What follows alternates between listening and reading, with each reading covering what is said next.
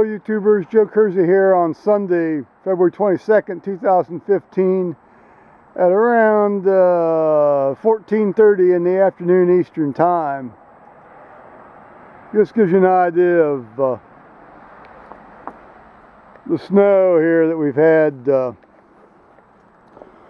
This gives you an idea of what we've had this last blast. Well, it's melted. Some of it's melted a bit, but we probably got just a hair over 6 inches when all was said and done during the sort of day and a half run we had. And then here's sort of like the cumulative total amount for the season, but again allowing for a certain amount of melt. You're getting up toward 8 or 9 inches there on that one. Enough of this weather report. I got up about 6 o'clock in the morning and I went down, well, when it got daylight, first light. I love that phrase, when it got to be first light. I went down and shoveled out the at least 2 passes, judging from the tracks that the county plows made last night, after dark. And of course they had, knocked the heck out of the mailbox again and, covered up all the shoveled in areas. So I shoveled out the end of the driveway this morning before I went to church. And, but it's good Lord, it's upwards of 32 now. It's a mild day. Of course, we're gonna get hammered again, but so what? It's 34 right now. Yeah, 34 right now, Fahrenheit. So I went to church and I read. Me and my judge buddy read. And we did the Great Litany, the sung Great Litany, since it's the first Sunday in Lent.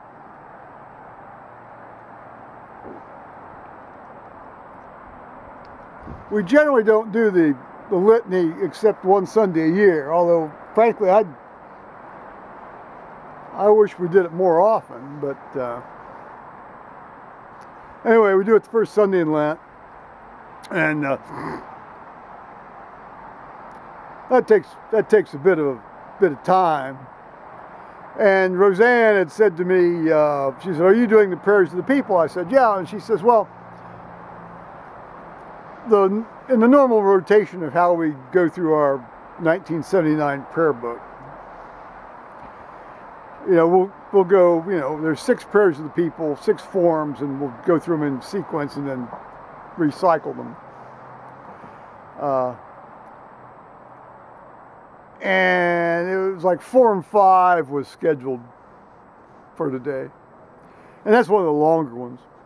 She says, "Well, it's actually starting to rain a bit." Well, okay, enough of a weather report. But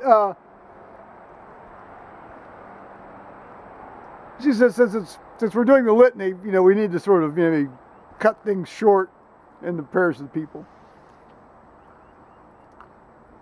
Well, I bring up my little stuff about the military and other things that I want to pray for and read out when I do the prayers of the people. And I thought to myself, well, is there any way I can sort of cut my material down a bit? And in the end, there was just a bit I could sort of shorten a hair. And you insert these sort of addendums into the appropriate spot of the, set form. And that actually worked out fairly well. It worked out okay. But as I said to my judge buddy, I said, we're doing Form 3 rather than Form 5. And I've been wondering whether I should do my extra material. And I said, but I decided I'm going to do it because, you know, it's church. You know, what do you do in church? You pray. You know. Oh, it's starting to come down now with a will here. Whoa! It's going to get the camera wet here. We're going to take some measures on this one. And then I got a story to tell you. Well, now it's stopped. Well, I might go inside anyway.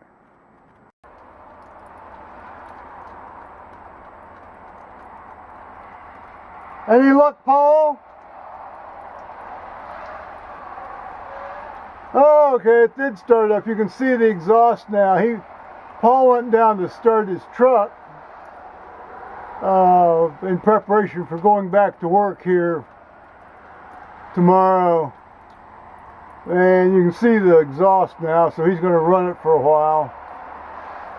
So that's good.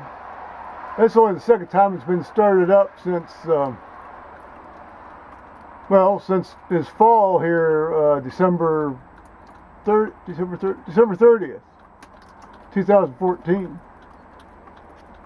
Okay, good. So he's getting squared away there, and you can see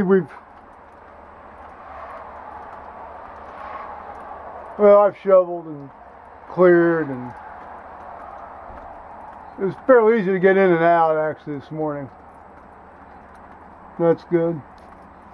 All right, now I'm going to tell you a story.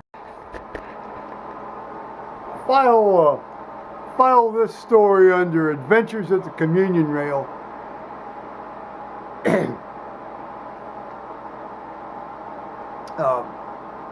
Let's see. I helped with communion today, and I helped with communion 3 weeks ago.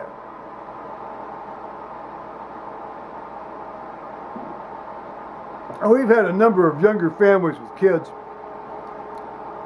come in and start going to our church. I think that's great, because otherwise, we face sort of a demographic time bomb, because I'm sort of one of the younger older people, if you get my drift. And then after me, I'm 63, and after me there's sort of a 25-year gap before you start getting any more people in. Well, 20-year gap anyway.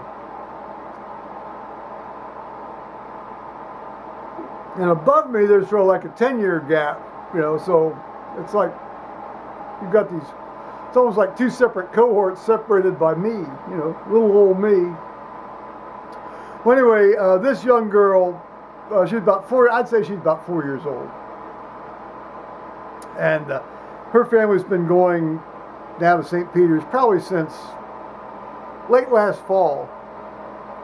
And I think she's got a younger baby brother too, I think. And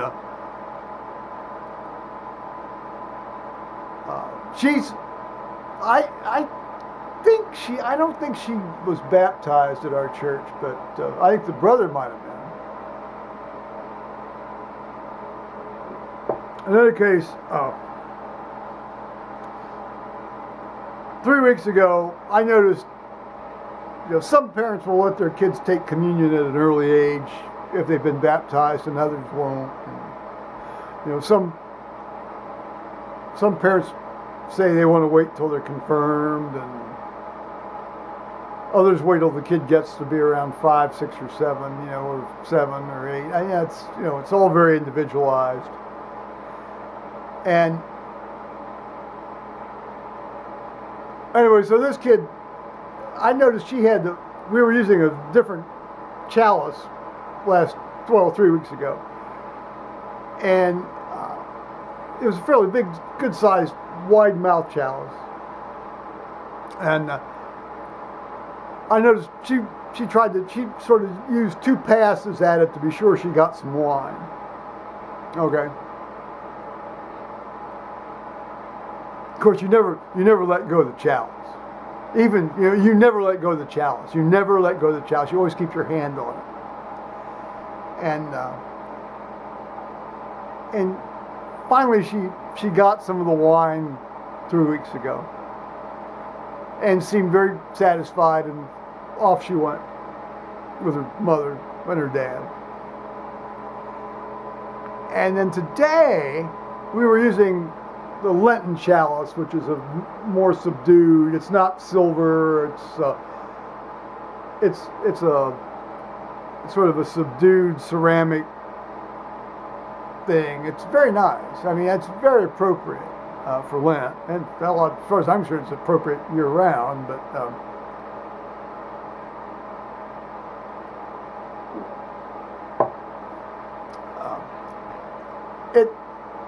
it's a different, configuration, and so it fell to me to give her communion today, and she made a pass and obviously didn't get any. And she made a second pass and obviously didn't get any then, although it seemed like it was a lot closer shave on the first time. Then the third time she tried it, and it seemed like there was wine on her lips, and she seemed happy enough and left, with her mother and dad. And then on the way back to the pew, she starts saying, and not all that softly either, but not really loud. She's saying, I didn't get any. I didn't get any wine. I didn't get any of that. I didn't get any of that. And she goes, she goes back down the side aisle, and they get in the pew where they'd been sitting, and you can still hear her. She's saying, I didn't get any of that, and I really wanted to, and that makes me really sad. And you can hear that very, you can hear it really clearly up when you're on the platform. You can hear pretty much anything goes on down there when you're up on the platform. And that makes me really sad.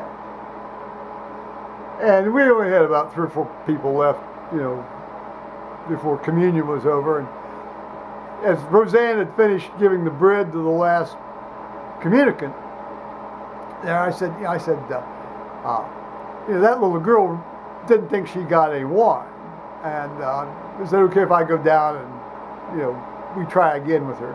And she says, yeah, that's fine. And so as soon as everybody was done at the rail, and I zoom down there and go in, actually to the pew in front of her, and I said, should we try this again? And she brightened up. And so it still took her a couple of whacks at this thing. And finally she knew what she should have done. She just grabbed the thing and put it up against her face and drank what she wanted. And it was fine. Meanwhile, her mother is turning absolutely beet red, which she shouldn't have felt embarrassed about at all. No, she should be delighted that her daughter wants to fully participate. And I said, so we're all squared away.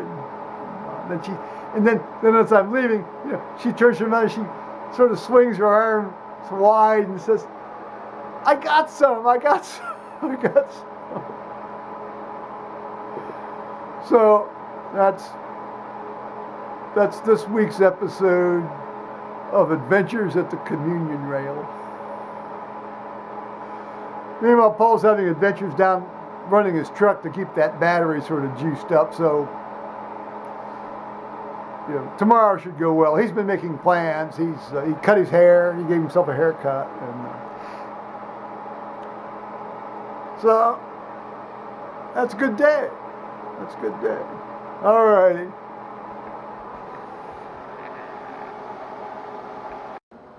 So Paul's back from running his truck. Thought, this being YouTube, it's appropriate to show you his hair. Chopped it off. Turn around. Ready for it tomorrow. Turn around and model that there for the YouTubers there, Paul. Okay, how's it look, guys? Looks gala as far as I'm concerned. Even? Yeah, more or less. Well, even enough. That looks fine.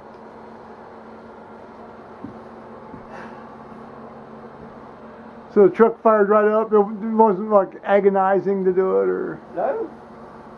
good. Turn straight up. Oh, good. Go Dodge Ram 1500s. Big horn. What? Oh, it's got that thing on the tailgate. Oh, the Says big horn. Oh, big horn. I thought you said big whore. No. Oh, well, I thought. I just got to program it sometime. Yeah, well, you have to sit. That took me 3.5 hours, but that's before I had any computer experience. Well, good. You can go there. Well, no, I don't know what your preferences are going to be. Because, I mean, it's very obvious, you like your truck somewhat different than I do. So, yeah. Well, so, bye-bye, YouTubers.